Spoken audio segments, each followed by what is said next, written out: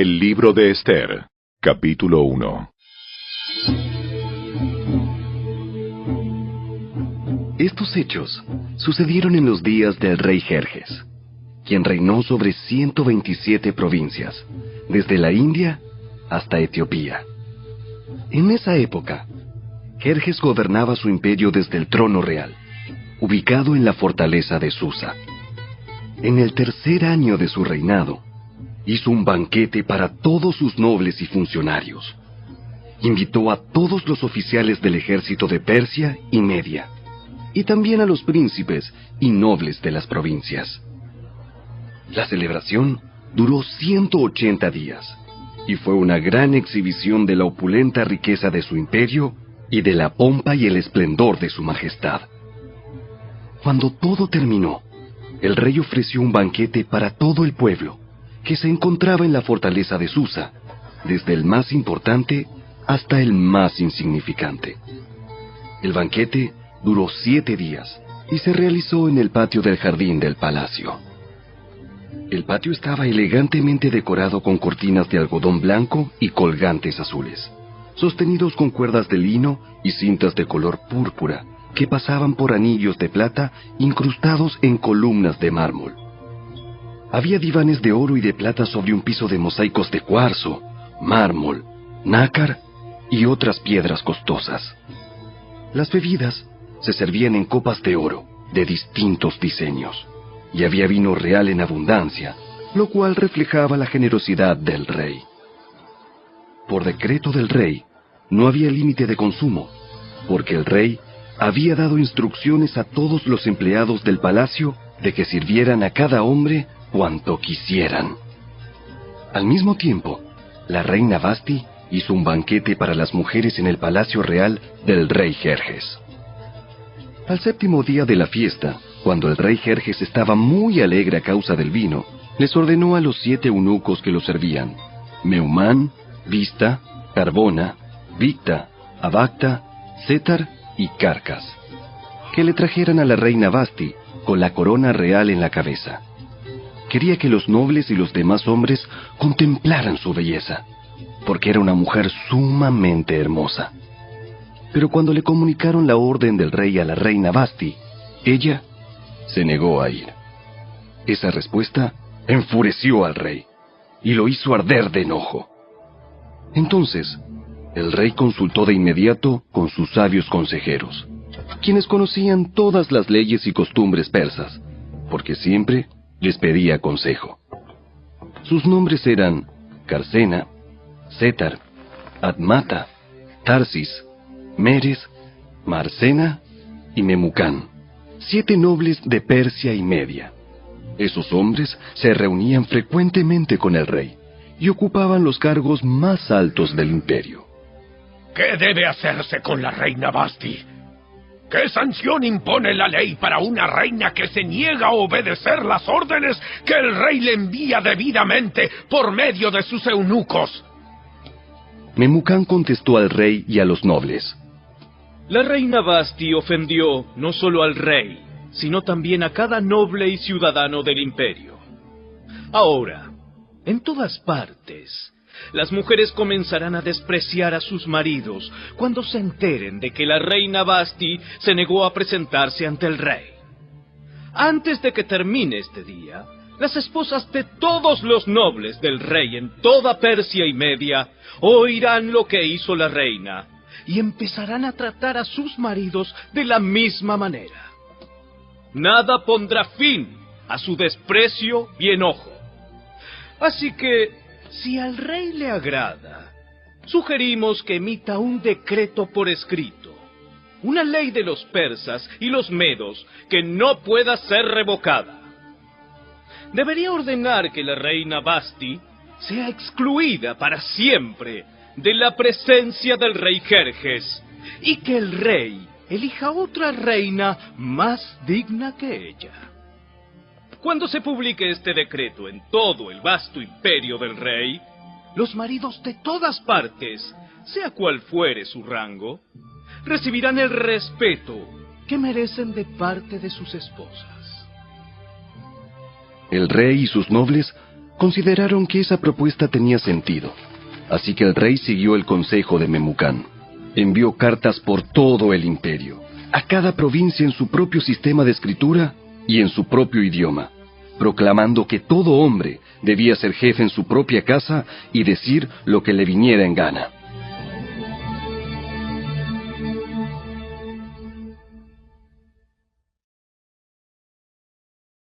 Capítulo 2. Una vez que se le pasó el enojo, Jerjes comenzó a pensar en Vasti y en lo que ella había hecho, y también en el decreto que él había firmado. Así que sus asistentes personales sugirieron lo siguiente: busquemos en todo el imperio jóvenes hermosas y vírgenes para el rey. Que el rey nombre delegados en cada provincia para que reúnan a esas hermosas jóvenes en el harén real en la fortaleza de Susa. Hegai, el eunuco del rey a cargo del harén, se ocupará de que todas ellas reciban tratamientos de belleza. Después, la joven que más agrade al rey será reina en lugar de Vasti. Al rey le pareció muy bueno ese consejo, así que decidió ponerlo en práctica. Por esos días, en la fortaleza de Susa, había un judío llamado Mardoqueo, hijo de Jair. Pertenecía a la tribu de Benjamín, y era descendiente de Cis y Simei. Su familia había estado entre los que, junto con Joaquín, rey de Judá, fueron desterrados de Jerusalén y llevados a Babilonia por el rey Nabucodonosor. Mardoqueo tenía una prima joven muy hermosa y atractiva, que se llamaba Hadasa, a la cual también le decían Ester. Cuando el padre y la madre de ella murieron, Mardoqueo la adoptó, la integró a su familia y la crió como su propia hija. Como resultado del decreto del rey, Ester, junto con muchas otras jóvenes, fue llevada al harén del rey en la fortaleza de Susa y entregada al cuidado de Hegai. Hegai quedó muy impresionado con Ester y la trató con mucha amabilidad. Enseguida ordenó que le prepararan una dieta especial y se le hicieran tratamientos de belleza. También le asignó 7 doncellas escogidas especialmente del palacio del rey, y la trasladó junto con ellas al mejor lugar del harén. Ester no le había revelado a nadie su nacionalidad ni su trasfondo familiar porque Mardoqueo le había ordenado que no lo hiciera. Todos los días, Mardoqueo daba un paseo cerca del patio del harén para averiguar cómo estaba Ester y qué le sucedía. Antes de ser llevada a la cama del rey, a cada joven se le hacían obligatoriamente tratamientos de belleza durante 12 meses. Los primeros 6 con aceite de mirra y los siguientes con perfumes y ungüentos especiales. Cuando llegaba el momento para presentarse en el palacio del rey, se le permitía elegir la ropa y las joyas que quisiera llevarse del harén. Esa noche la llevaban a las habitaciones privadas del rey, y a la mañana siguiente la pasaban a un segundo harén, donde vivían las esposas del rey. Allí quedaba al cuidado de Sasgás, el eunuco del rey que se ocupaba de las concubinas. Jamás volvía a la presencia del rey a menos que a él le hubiera agradado de manera especial y la mandara a llamar por su nombre. Ester era hija de Abihail, tío de Mardoqueo. Mardoqueo había adoptado como hija a su prima menor, Ester. Cuando a Ester le llegó el turno de ser llevada ante el rey, ella siguió el consejo de Hegai, el eunuco encargado del harén. No pidió nada aparte de lo que él le sugirió, y todos los que la veían, la admiraban. Llevaron a Ester ante el rey Jerjes, en el palacio real, a comienzos del invierno del 7º año de su reinado. Y el rey amó a Ester más que a todas las demás jóvenes. Estaba tan encantado con ella que le puso la corona real sobre la cabeza y la declaró reina en lugar de Vasti. Para celebrar la ocasión, ofreció un gran banquete en honor de Ester a todos sus nobles y funcionarios. Decretó día de fiesta para las provincias y entregó generosos regalos a todos. Aún después de que todas las jóvenes fueron trasladadas al segundo harén y Mardoqueo fue designado oficial del palacio, Ester siguió manteniendo en secreto su trasfondo familiar y su nacionalidad. Todavía seguía los consejos de Mardoqueo, tal como cuando vivía en su casa. Cierto día, mientras Mardoqueo estaba de guardia en la puerta del rey, dos de los eunucos del rey, Bigtana y Teres, guardias que custodiaban la entrada a las habitaciones privadas del rey, se enojaron con el rey Jerjes y conspiraron para asesinarlo. Pero Mardoqueo se enteró del complot y le pasó la información a la reina Ester. Entonces ella se lo contó al rey y le dio el crédito a Mardoqueo por la noticia. Cuando se hizo la investigación y se confirmó que lo que decía Mardoqueo era cierto, los dos hombres fueron atravesados con un poste afilado. Todo el suceso quedó registrado en el libro de la historia del reinado del rey Jerjes.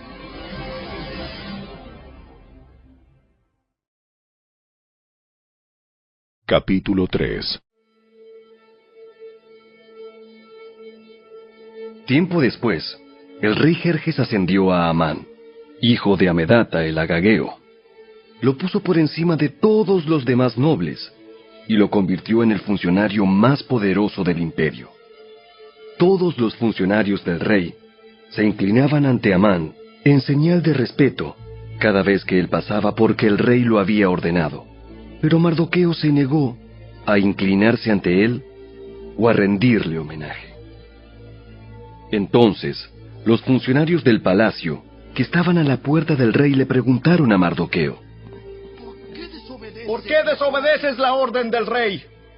Todos los días le hablaban de lo mismo, pero aún así, él se negaba a cumplir la orden.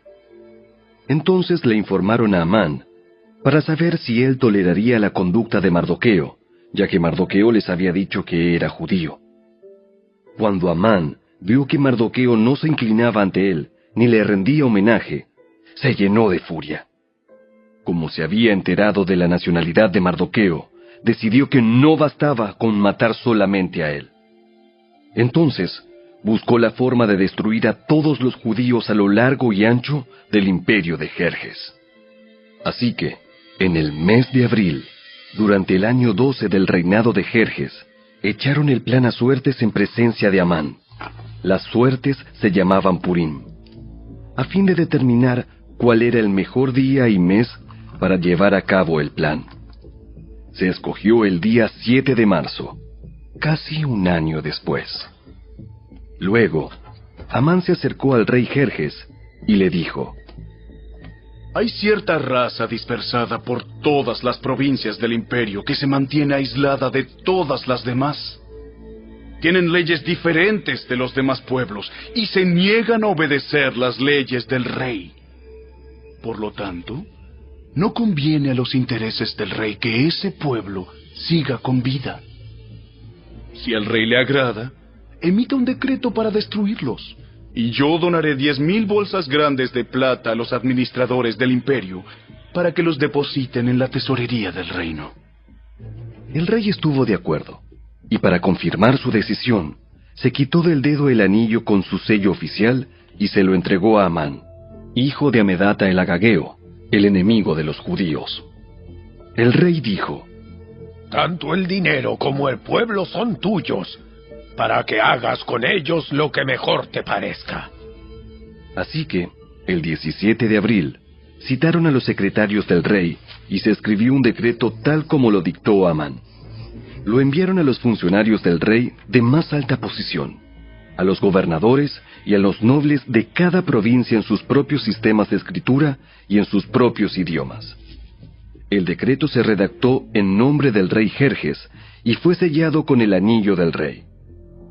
Se enviaron comunicados a todas las provincias del imperio mediante mensajeros veloces, con orden de matar, masacrar y aniquilar a todos los judíos, jóvenes y ancianos, incluso las mujeres y los niños, en un solo día. El plan estaba programado para el 7 de marzo del año siguiente.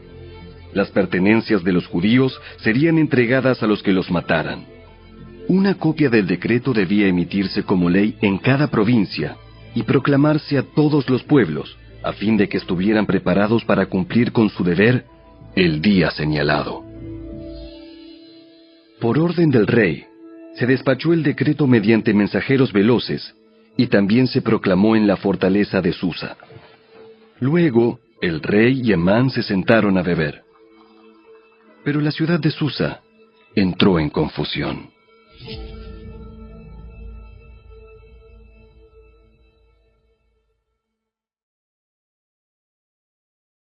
Capítulo 4. Cuando Mardoqueo se enteró de todo lo que había ocurrido, se rasgó su ropa, se vistió de tela áspera, se arrojó ceniza y salió por la ciudad llorando a gritos con un amargo lamento. Llegó hasta la puerta del palacio, porque no se permitía que nadie entrara por la puerta del palacio vestido de luto. A medida que la noticia del decreto real llegaba a todas las provincias, había más duelo entre los judíos. Ayunaban, lloraban y se lamentaban, y muchos se vestían con tela áspera y se acostaban sobre ceniza. Cuando las doncellas y los eunucos de la reina Ester se le acercaron y le contaron lo de Mardoqueo, ella se angustió profundamente. Le envió ropa para reemplazar la tela áspera, pero él la rechazó. Luego, Ester llamó a Atac, uno de los eunucos del rey que había sido designado como su asistente. Le ordenó que fuera a ver a Mardoqueo y averiguara qué era lo que le preocupaba y por qué estaba de luto. Entonces Atac salió a buscar a Mardoqueo a la plaza, frente a la puerta del palacio. Mardoqueo lo puso al tanto de todo lo que había pasado. Hasta le dijo el monto exacto de dinero que Amán había prometido depositar en la tesorería del reino para la destrucción de los judíos. Mardoqueo le entregó a Atac una copia del decreto emitido en Susa, que ordenaba la muerte de todos los judíos. Le pidió a Atac que se lo mostrara a Ester y le explicara la situación. También le pidió a Atac que la exhortara a presentarse ante el rey para suplicarle compasión e interceder a favor de su pueblo. Así que Atac volvió a Ester con el mensaje de Mardoqueo. Entonces Ester le ordenó a Atac que volviera a ver a Mardoqueo y le diera el siguiente mensaje. Todos los funcionarios del rey e incluso la gente de las provincias saben que cualquiera que se presenta ante el rey en el patio interior sin haber sido invitado está condenado a morir, a menos que el rey le extienda su cetro de oro, y el rey no me ha llamado a su presencia en los últimos 30 días. Así que Atac le dio el mensaje de Ester a Mardoqueo. Mardoqueo le envió la siguiente respuesta a Ester. No te creas que por estar en el palacio escaparás cuando todos los demás judíos sean asesinados.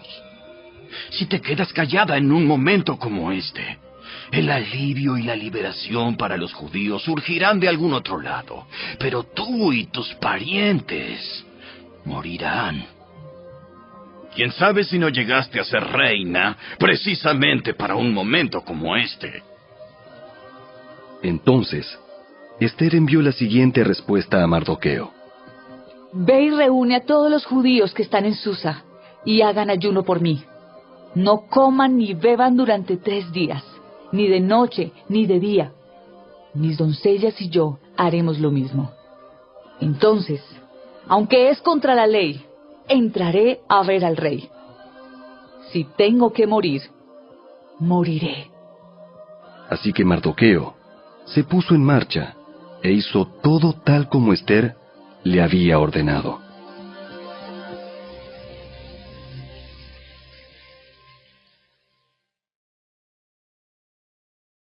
Capítulo 5.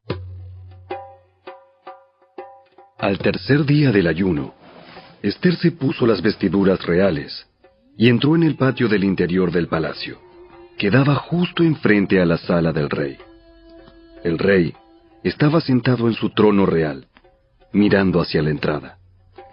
Cuando vio a la reina Ester de pie en el patio interior, ella logró el favor del rey y él le extendió el cetro de oro. Entonces Ester se acercó y tocó la punta del cetro. Entonces el rey le preguntó: ¿Qué deseas, reina Ester? ¿Cuál es tu petición? Te la daré aun si fuera la mitad del reino. Y Ester contestó: Si al rey le agrada, venga el rey con Amán hoy al banquete que preparé para el rey. El rey se dirigió a sus asistentes y dijo: Díganle a Amán que venga deprisa a un banquete, como lo ha solicitado Esther.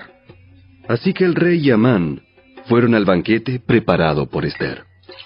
Mientras bebían vino, el rey le dijo a Esther: Ahora dime lo que realmente quieres. ¿Cuál es tu petición? Te la daré, aun si fuera la mitad del reino. Esther contestó: Mi petición y mi más profundo deseo es que, si he logrado el favor del rey, y si al rey le agrada conceder mi petición y hacer lo que le pido, le ruego que venga mañana con Amán al banquete que prepararé para ustedes. Entonces explicaré de qué se trata todo este asunto. Amán salió muy contento del banquete. Sin embargo, cuando vio a Mardoqueo sentado a la puerta del palacio, y que no se puso de pie ni tembló de miedo ante su presencia, se enfureció mucho.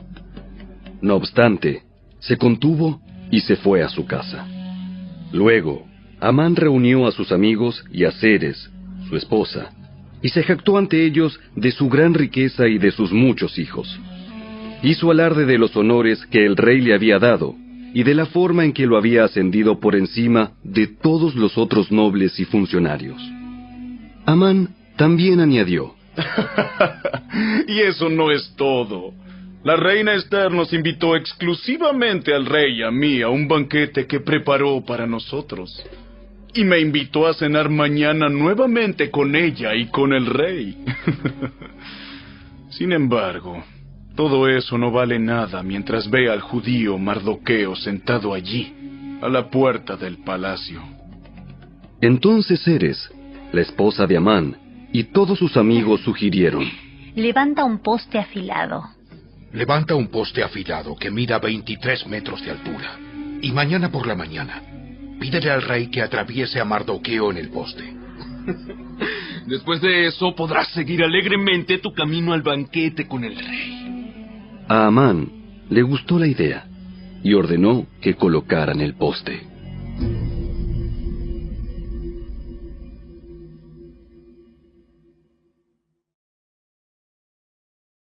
Capítulo 6. Esa noche, el rey no podía dormir. Entonces ordenó a un asistente que le trajera el libro de la historia de su reino para que se lo leyeran.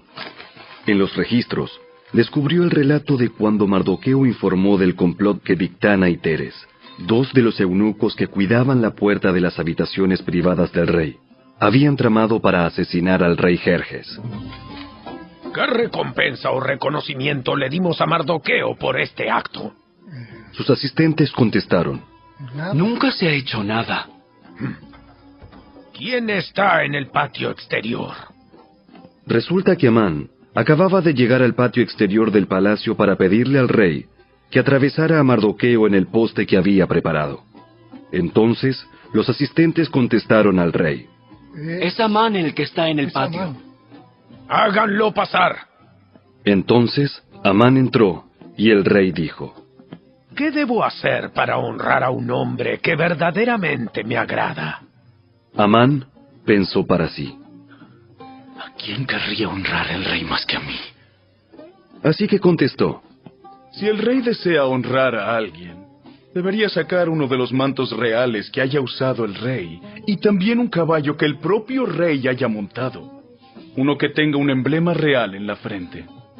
Que el manto y el caballo sean entregados a uno de los funcionarios más nobles del rey, y que esta persona se asegure de que vistan con el manto real al hombre a quien el rey quiere honrar, y lo paseen por la plaza de la ciudad en el caballo del rey. Durante el paseo, que el funcionario anuncie a viva voz: esto es lo que el rey hace a quien él quiere honrar. ¡Perfecto! ¡Rápido! Lleva mi manto y mi caballo y haz todo lo que has dicho con Mardoqueo, el judío que se sienta a la puerta del palacio.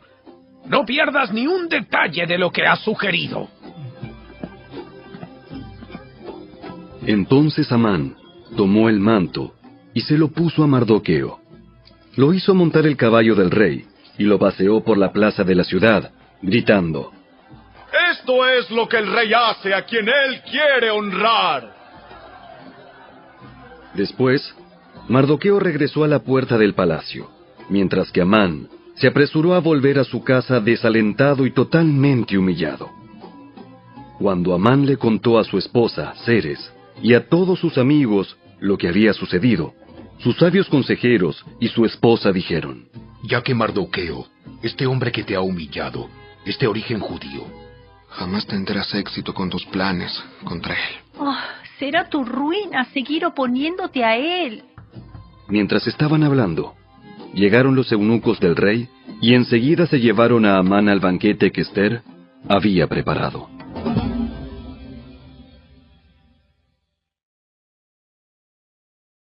Capítulo 7. Entonces el rey y Amán fueron al banquete de la reina Ester. En esta segunda ocasión, mientras bebían vino, el rey volvió a decir a Ester: Dime lo que desees, reina Ester. ¿Cuál es tu petición? Yo te la daré, aun si fuera la mitad del reino. La reina Ester contestó: Si he logrado el favor del rey, y si al rey le agrada conceder mi petición, pido que mi vida y la vida de mi pueblo sean libradas de la muerte. Pues mi pueblo y yo hemos sido vendidos para ser muertos, masacrados y aniquilados. Si solo nos hubieran vendido como esclavos, yo me quedaría callada, porque sería un asunto por el cual no merecería molestar al rey. ¿Quién sería capaz de hacer semejante cosa? ¿Quién podría ser tan descarado para tocarte a ti? Ester contestó: Este malvado Amán es nuestro adversario y nuestro enemigo. Amán se puso pálido de miedo delante del rey y de la reina. Entonces el rey, enfurecido, se levantó de un salto y salió al jardín del palacio. Amán, en cambio, se quedó con la reina Ester para implorar por su vida, porque sabía que el rey pensaba matarlo. En su desesperación, se dejó caer sobre el diván donde estaba reclinada la reina Ester, justo cuando el rey volvía del jardín del palacio. El rey exclamó: ¡Hasta se atreve a atacar a la reina aquí mismo, en el palacio, ante mis propios ojos! Entonces, en cuanto el rey habló, sus asistentes le cubrieron la cara a Amán en señal de condena. Luego, Arbona, uno de los eunucos del rey, dijo: Amán ha levantado un poste afilado de 23 metros de altura en el patio de su casa. Tenía pensado utilizarlo para atravesar a Mardoqueo, el hombre que salvó al rey de ser asesinado. ¡Que atraviesen a Amán en ese poste! Entonces, atravesaron a Amán con el poste que había levantado para Mardoqueo, y la furia del rey se calmó.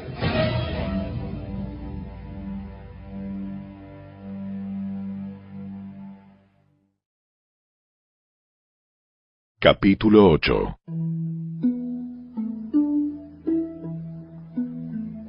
Ese mismo día, el rey Jerjes entregó a la reina Ester las propiedades de Amán, el enemigo de los judíos.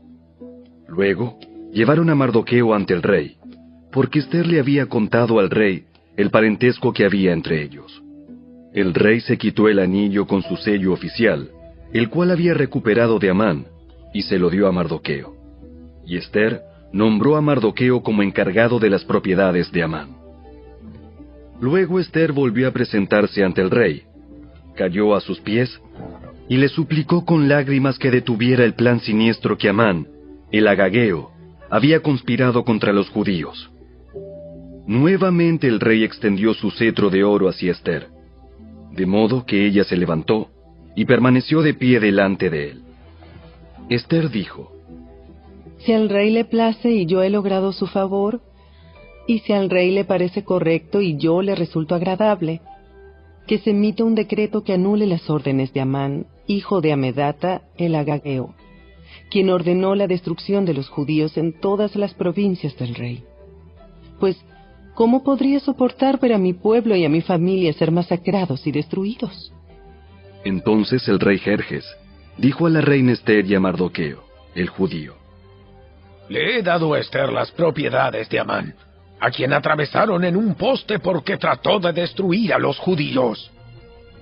Ahora envíen un mensaje a los judíos en nombre del rey, que exprese lo que ustedes quieran, y séllenlo con el anillo del rey. Sin embargo, recuerden que todo lo que ya se ha escrito en nombre del rey, y lo que se ha sellado con su anillo, jamás puede ser revocado. Así que, el 25 de junio, reunieron a los secretarios del rey, y se escribió un decreto tal como Mardoqueo lo dictó. Lo enviaron a los judíos y a los funcionarios de más alta posición, a los gobernadores y a los nobles de las 127 provincias, que se extendían desde la India hasta Etiopía.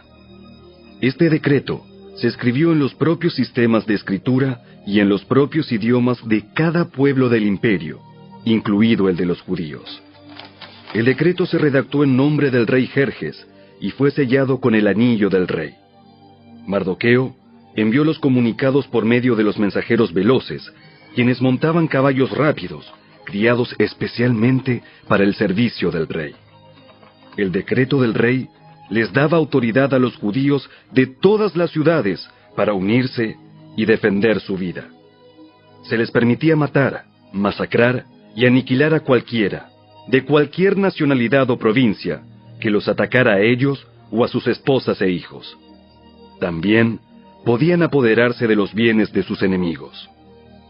El día escogido para llevar a cabo esa acción en todas las provincias del rey Jerjes fue el 7 de marzo del año siguiente. En cada provincia debía emitirse una copia de ese decreto como ley y proclamarse a todos los pueblos, para que los judíos estuvieran preparados para vengarse de sus enemigos el día señalado. Así que, impulsados por el mandato del rey, los mensajeros salieron a toda prisa sobre caballos rápidos, criados para el servicio del rey. Este mismo decreto también se proclamó en la fortaleza de Susa.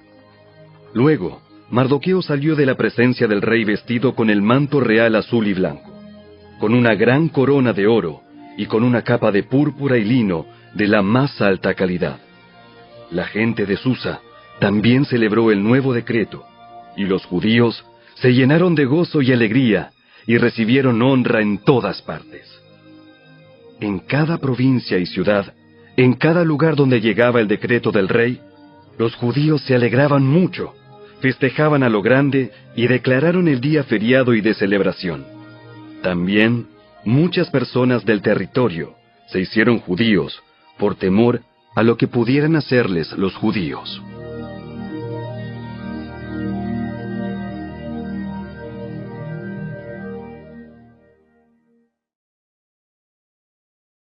Capítulo 9. Así que, el 7 de marzo, los 2 decretos del rey entraron en vigencia. Ese día, los enemigos de los judíos tenían la esperanza de dominarlos, pero ocurrió todo lo contrario. Fueron los judíos quienes dominaron a sus enemigos. Los judíos se reunieron en sus ciudades, en todas las provincias del rey, para atacar a todo el que intentara hacerles daño. Pero nadie pudo hacerles frente porque todos les tenían miedo. Además, todos los nobles de las provincias, los funcionarios de más alta posición, los gobernadores y los funcionarios reales ayudaron a los judíos por temor a Mardoqueo, pues a Mardoqueo lo habían ascendido a un alto cargo en el palacio del rey, y su fama se extendía por todas las provincias a medida que se hacía más y más poderoso. Así que, el día señalado, los judíos hirieron de muerte a sus enemigos a filo de espada. Mataron y aniquilaron a sus enemigos e hicieron lo que quisieron con quienes los odiaban. En la propia fortaleza de Susa, los judíos mataron a 500 hombres. También mataron a Parsandata, a Dalfón, a Aspata, a Porata, a Adalía, a Aridata, a Parmasta, a Arisai, a Aridai y a Baisata, los 10 hijos de Amán, hijo de Amedata, el enemigo de los judíos, pero no se quedaron con ninguna de sus pertenencias. Ese mismo día, cuando se le informó al rey el número de muertos en la fortaleza de Susa, hizo llamar a la reina Ester y le dijo: Los judíos mataron a 500 hombres solo en la fortaleza de Susa, además de los 10 hijos de Amán. Si aquí hicieron eso, ¿qué habrá pasado en el resto de las provincias? Ahora bien, ¿qué más quieres? Te será concedido. Dímelo y lo haré. Ester contestó: Si al rey le agrada que a los judíos de Susa se les dé permiso para hacer mañana lo que hicieron hoy, y que los cuerpos de los 10 hijos de Amán sean atravesados en un poste. El rey estuvo de acuerdo, y el decreto se hizo público en Susa. Atravesaron los cuerpos de los 10 hijos de Amán. Luego, el 8 de marzo, los judíos de Susa se reunieron y mataron a 300 hombres más, y otra vez tampoco se quedaron con ninguna de sus pertenencias. Mientras tanto, los demás judíos en todas las provincias del rey se reunieron para defender su vida. Quedaron aliviados de todos sus enemigos, al matar a 75,000 de los que los odiaban, pero no se quedaron con ninguna de sus pertenencias. Eso ocurrió en todas las provincias el 7 de marzo, y el día 8 descansaron para celebrar su victoria con un día de fiesta y alegría. Los judíos de Susa mataron a sus enemigos el día 7 de marzo, continuaron el 8, y luego el día 9 descansaron, y lo designaron su día de fiesta y alegría. De manera que, hasta el día de hoy, los judíos del campo que viven en aldeas remotas celebran un día feriado anualmente en el día señalado a fines del invierno, en el cual se alegran y se mandan regalos de comida unos a otros. Mardoqueo registró esos acontecimientos y envió cartas a los judíos que vivían cerca y lejos, en todas las provincias del rey Jerjes, para motivarlos a celebrar cada año un festival durante esos 2 días. Les dijo que debían celebrar esos días con alegría y festejos, obsequiándose porciones de comida unos a otros y haciendo regalos a los pobres. Ese festival conmemoraría el tiempo en que los judíos quedaron aliviados de sus enemigos, cuando su dolor se convirtió en alegría y su duelo en gozo. Así que los judíos aceptaron la propuesta de Mardoqueo y adoptaron esa costumbre anual. Amán, hijo de Amedata el Agageo, el enemigo de los judíos, había conspirado para aplastarlos y destruirlos en la fecha escogida al echar suertes. A las suertes se las llama Purim. Pero cuando Ester se presentó ante el rey, él emitió un decreto que causó que el plan siniestro de Amán se volviera en su contra. Y tanto Amán como sus hijos fueron atravesados en un poste afilado. Por eso la celebración se llama Purim, porque es la palabra que se empleaba antiguamente para la frase echar suertes. Por lo tanto, debido a la carta de Mardoqueo y a la experiencia que vivieron, los judíos de todo el reino se pusieron de acuerdo para iniciar esa tradición y pasarla a sus descendientes y a todos los que se hacían judíos. Declararon que jamás dejarían de celebrar cada año esos 2 días prescritos en la fecha señalada. Esos días se recordarían y se mantendrían de generación en generación, y serían celebrados por cada familia en todas las provincias y ciudades del imperio. El festival de Purim nunca dejaría de celebrarse entre los judíos, ni se extinguiría de entre sus descendientes el recuerdo de lo ocurrido. Luego, la reina Ester, hija de Abihail, junto con Mardoqueo, el judío, escribieron otra carta en la cual la plena autoridad de la reina respaldaba la carta de Mardoqueo para establecer el festival de Purim. Se enviaron cartas con deseos de paz y seguridad a los judíos de las 127 provincias del imperio de Jerjes.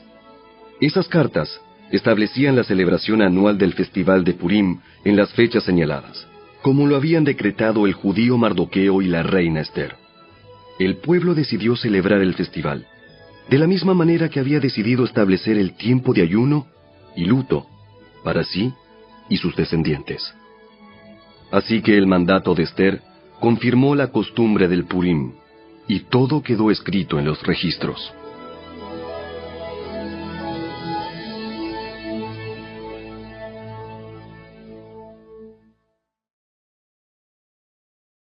Capítulo 10.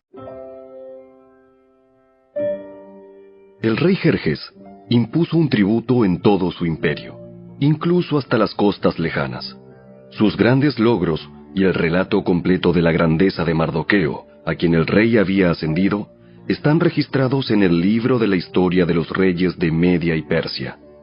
Mardoqueo, el judío, llegó a ser primer ministro, segundo en mando después del propio rey Jerjes. Fue un hombre muy importante entre los judíos, de gran estima ante ellos, porque siguió actuando a favor de su pueblo y defendiendo el bienestar de todos sus descendientes.